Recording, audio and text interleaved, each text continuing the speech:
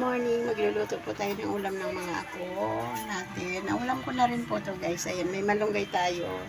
Masustansya to kasi magsasabaw tayo ng isda. Ayan, ang ating kamati, sibuyas, bawang guys.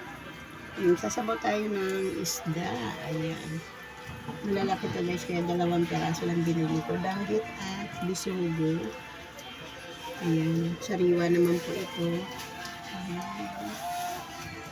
Lutuin na po natin.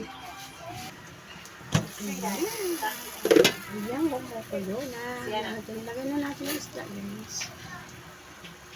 Ayan, ganito lang si Ate Mars. Kasi siyempre, magluto.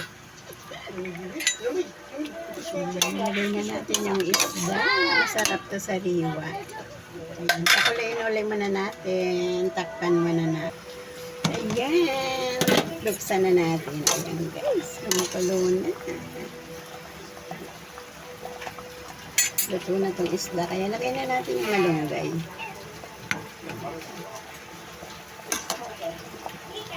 Very healthy.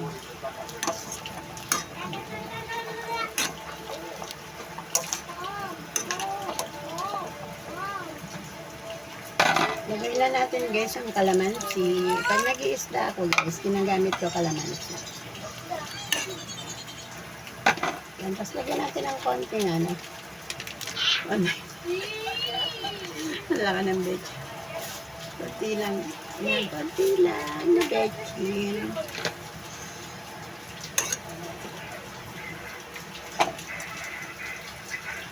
Ayan.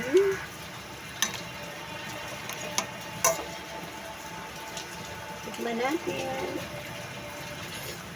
Ayan. Okay na po. Thank you so much guys sa panonood ng video ni Ate Mars. Masarap ang ulam namin today. May sabaw to. Tamang-tama ang lakas ng ulan. Ayan. Thank you so much. Mag-ingat po tayo. God bless you all.